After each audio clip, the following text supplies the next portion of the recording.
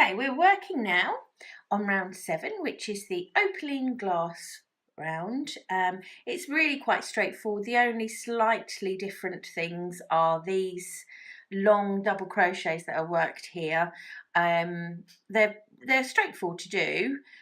They're worked into double crochets from round 4, which is this one here, but they're actually worked into it. So let me just show you on this one. They are worked into the stitch, i.e. you'd put your hook all the way through the middle of the stitch like that. But that I will show you as we go along, and that is really the most complicated part of this round. So it's nice and quick and easy, and the round after is as well. We'll get started. Right, so we're going to start, and in our pattern we are asked to join our new colour into the first double crochet after the top side. So as you know, after the top side means to the left of it. And just to make that pattern a little bit clearer, and I think that's my fault here, we're actually going to be joining our yarn into the double crochet from round 4, not up here, into round 4.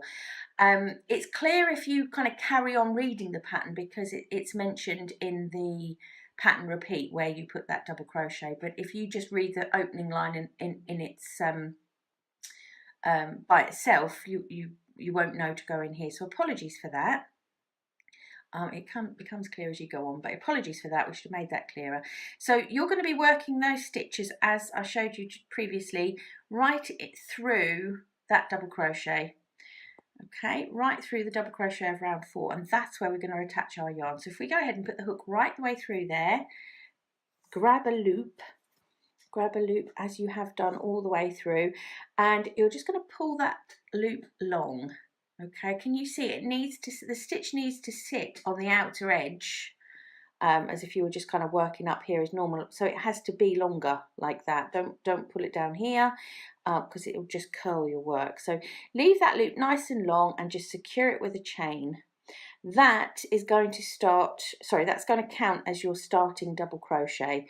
Don't tighten anything up just yet. Do a couple more stitches and then you can tighten up pull the tail and tighten it up a little bit as you go along.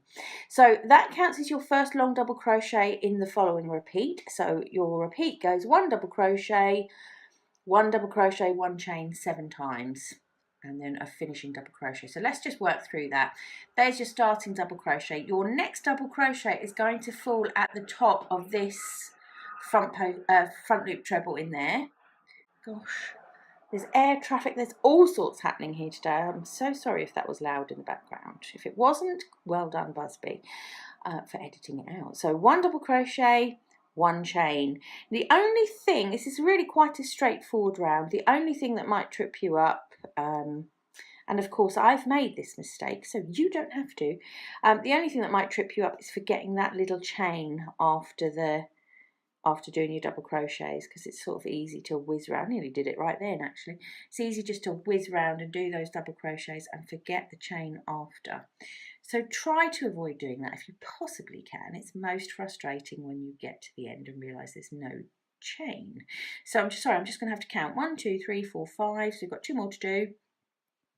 6, 1 chain, 7, 1 chain, and the last part of your repeat, and again don't forget this one, is 1 double crochet on the end. Okay, so it's 1 double crochet there. That is another twiddly bit you may forget. It's just 1 sort of floating double crochet on the end of the repeat, so try not to forget to do that one if you possibly can. That's your repeat. So we're now back to the beginning and we're going to do this long double crochet again. So let's just do that. So hook right through the middle, pick up the yarn, pull it up. Don't pull it too tight because it needs to sit on the outside of the work, and pull through. So that's 1 long double crochet, and then we go back into the repeat again. So 1 double crochet, 1 chain 7 times, and finish with 1 double crochet.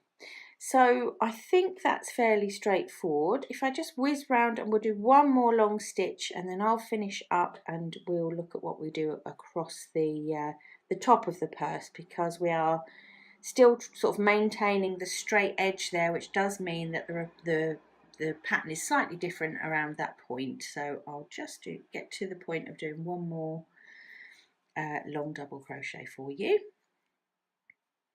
and then we'll move on. I do wish I could count and talk. 1, 2, 3, 4, 5, 6, 7. Oh, and there's my last one, 8. Okay, so once more with the double crochet. Oh, I mustn't forget, must remember to remind you UK terms, people, UK terms.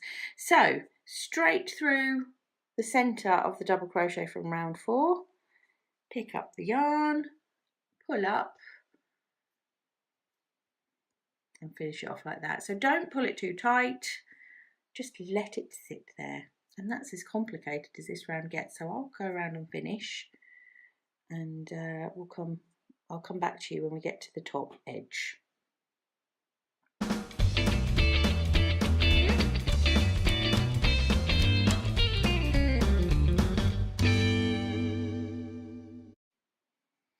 Right, that is the last stitch of the 5th repeat of the pattern. So we've gone around all the petals, as you can see. So we've completed the standard repeat 5 times. So we start the repeat with the long double crochet. You do 1 double crochet, 1 chain 7 times, and end with a normal double crochet. We've done that 5 times, but we now need to check our pattern, and we've got to end with a long double crochet in this stitch here. Don't miss that off. That's sort of tacked on the end and it's quite easy to miss. So there's the petals done. They look very pretty, don't they? So now we've got a similar pattern, but we're going to just go right the way across of the top of the purse now. So all that we're going to do here, we've done the long stitches either side, so all we're going to do all the way across is 1 double crochet, 1 chain 16 times. And just again, I can't remember whether I've said it or not, or if we've lost it to editing, it's UK terms, obviously. So, and another quick reminder that it is so easy to forget to do that chain between stitches, so just be super vigilant. It's not really the end of the world, you know, you can take it back and redo it. It's not an enormous project, but better that you don't. Let Moomaloom make the mistake so you don't have to. All the way along, I've got to count. I'm not counting at the moment, I realise, because I find it impossible.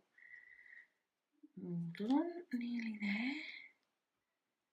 We've got 1 more round to go, which is a really straightforward round, and then the joining begins and it gets very exciting. It's really ingenious, this little pattern. Are you enjoying it? Tell me. Tell me what you're thinking.